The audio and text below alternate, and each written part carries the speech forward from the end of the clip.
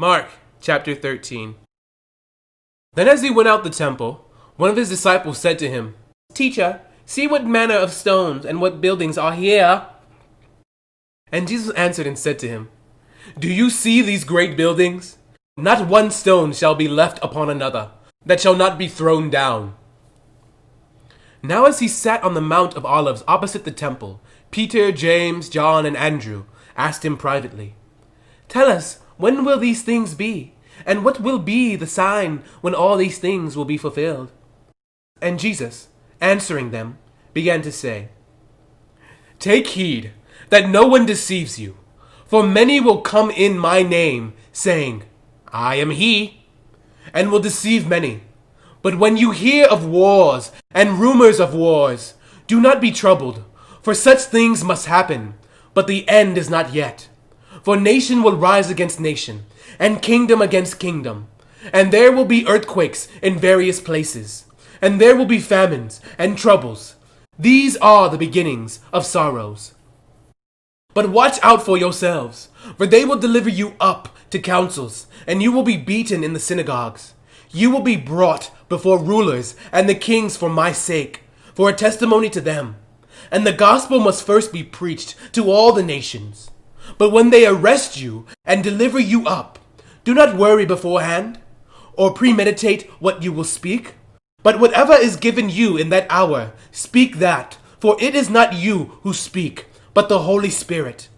Now brother will betray brother to death, and a father his child, and children will rise up against parents and cause them to be put to death. And you will be hated by all for my name's sake, but he who endures to the end shall be saved. So when you see the abomination of desolation, spoken of by Daniel the prophet, standing where it ought not, let the reader understand. Then let those who are in Judea flee to the mountains. Let him who is on the housetop not go down into the house, nor enter to take anything out of his house. And let him who is in the field not go back to get his clothes. But woe to those who are pregnant, and to those who are nursing babies in those days. And pray that your flight may not be in winter, for in those days there will be tribulation, such as has not been since the beginning of the creation which God created until this time, nor ever shall be. And unless the Lord had shortened those days, no flesh would be saved. But for the elect's sake, whom he chose, he shortened the days. Then if anyone says to you, Look, here is the Christ, or Look, he is there, do not believe it. For false Christ and false prophets will rise and show signs and wonders to deceive, if possible, even the elect. But take heed, see, I have told you all things beforehand. But in those days, after that tribulation, the sun will be darkened, and the moon will not give its light. The stars of heaven will fall, and the powers in the heavens will be shaken. Then they will see the Son of Man coming in the clouds with great power and glory. And then he will send his angels, and gather together his elect from the four winds, from the farthest part of the earth to the farthest part of heaven. Now learn this parable from the fig tree.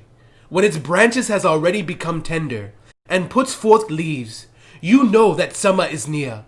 So you also, when you see these things happening, know that it is near, at the doors.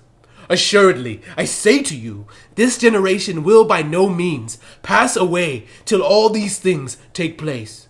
Heaven and earth will pass away, but my words will by no means pass away. But of that day and hour no one knows, not even the angels in heaven, nor the Son, but only the Father. Take heed, watch, and pray, for you do not know when the time is.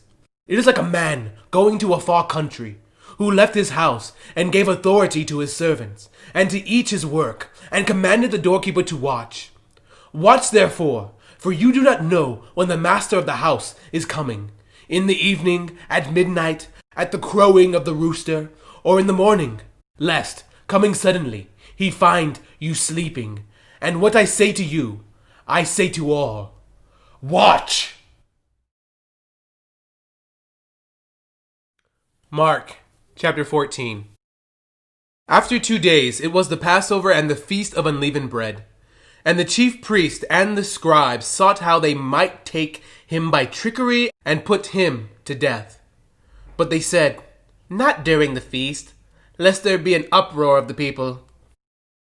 And being in Bethany, at the house of Simon the leper, as he sat at the table, a woman came having an alabaster flask of very costly oil of spikenard. Then she broke the flask and poured it on his head. But there were some who were indignant among themselves, and said, "Why was this fragrant oil wasted? For it might have been sold for more than 300 denarii and given to the poor." And they criticized her sharply. But Jesus said, "Let her alone. Why do you trouble her? She has done a good work for me. For you have the poor with you always, and whenever you wish, you may do them good. But me, you do not have me always. She has done what she could. She has come beforehand to anoint my body for burial. Assuredly, I say to you, wherever this gospel is preached in the whole world, what this woman has done will also be told as a memorial to her." Then Judas Iscariot, one of the 12, went to the chief priest to betray him to them. And when they heard it, they were glad, and promised to give him money. So they sought how he might conveniently betray him. Now on the first day of unleavened bread, when they killed the Passover lamb, his disciples said to him, "Where do you want us to go and prepare, that you may eat the Passover?" And he sent out 2 of his disciples, and said to them, "Go into the city, and a man will meet you carrying a pitcher of water. Follow him. Wherever he goes, say to the master of the house, 'The teacher says, where is the guest room in which I may eat the Passover with my disciples?' Then he will show you a large upper room, furnished and prepared. There, make ready for us." So his disciples went out, and came into the city, and found it just as he had said to them, and they prepared the Passover. In the evening he came with the 12. Now as they sat and ate, Jesus said, "Assuredly, I say to you, one of you who eats with me will betray me." And they began to be sorrowful, and to say to him, one by one, "Is it I?" And another said, "Is it I?" He answered and said to them, "It is one of the 12 who dips with me in the dish. The Son of Man indeed goes just as it is written of him.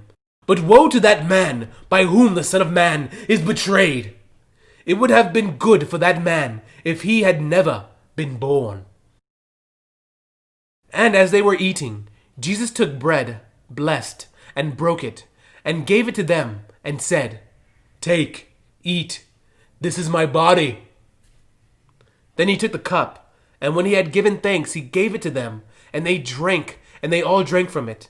And he said to them, "This is my blood of the new covenant, which is shed for many.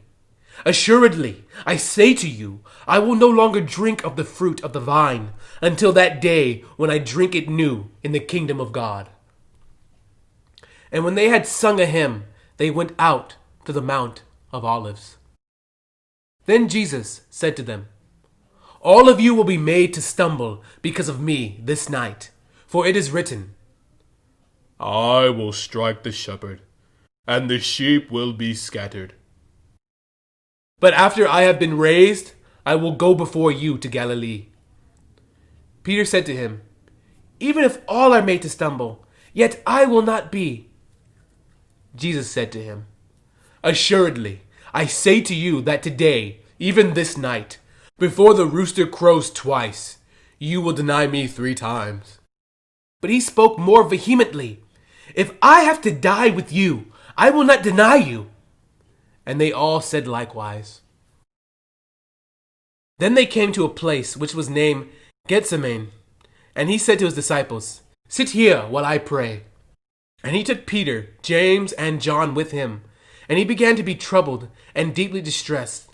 Then he said to them, "My soul is exceedingly sorrowful, even to death. Stay here and watch."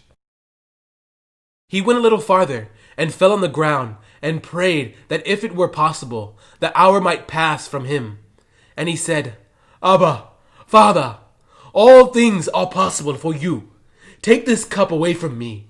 Nevertheless, not what I will, but what you will." Then he came and found them sleeping, and said to Peter, "Simon, are you sleeping? Could you not watch 1 hour? Watch and pray, lest you enter into temptation. The spirit indeed is willing, but the flesh is weak." Again he went away and prayed, and spoke the same words.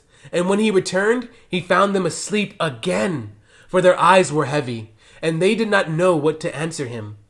Then he came the third time, and said to them, "Are you still sleeping and resting? It is enough! The hour has come. Behold, the Son of Man is being betrayed into the hands of sinners. Rise, let us be going. See, my betrayer is at hand." And immediately, while he was still speaking, Judas, one of the 12, with a great multitude with swords and clubs, came from the chief priest and the scribes and the elders.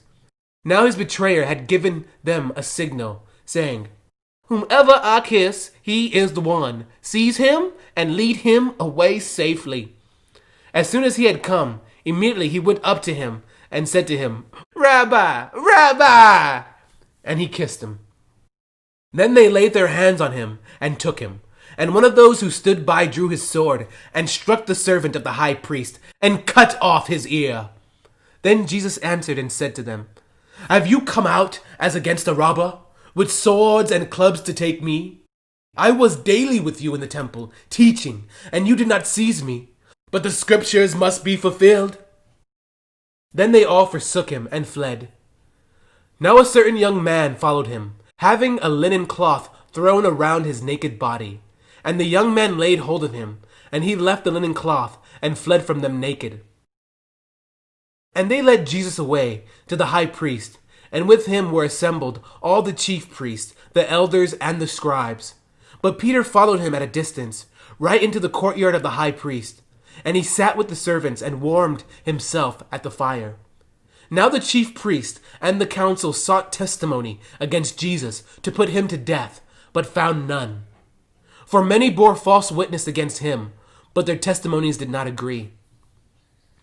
Then some rose up and bore false witness against him, saying, "We have heard him say, 'I will destroy this temple made with hands, and within 3 days I will build another made without hands.' But not even then did their testimony agree. And the high priest stood up in the midst and asked Jesus, saying, 'Do you answer nothing? What is it these men testify against you?' But he kept silent and answered nothing. Again the high priest asked him, saying to him, 'Are you the Christ, the Son of the Blessed?' Jesus said, 'I am. And you will see the Son of Man sitting at the right hand of the power, and coming with the clouds of heaven.' Then the priest tore his clothes and said, 'What further need do we have of witnesses? You have heard the blasphemy. What do you think?' And they all condemned him to be deserving of death. Then some began to spit on him, and to blindfold him, and to beat him, and to say to him, 'Prophesy!' And the officers struck him with the palms of their hands. Now as Peter was below in the courtyard, one of the servant girls of the high priest came, and when she saw Peter warming himself, she looked at him and said, 'You also were with Jesus of Nazareth.' But he denied it, saying, 'I neither know nor understand what you are saying.' And he went out on the porch, and a rooster crowed. And the servant girl saw him again, and began to say to those who stood by, 'This is one of them.' But he denied it again. And a little later, those who stood by Peter said again, 'Surely you are one of them, for you are a Galilean, and your speech shows it.' Then he began to curse and swear, 'I do not know this man of whom you speak.' And a second time the rooster crowed. Then Peter called to mind the word that Jesus had said to him, 'Before the rooster crows twice, you will deny me 3 times.' And when he thought about it, he wept.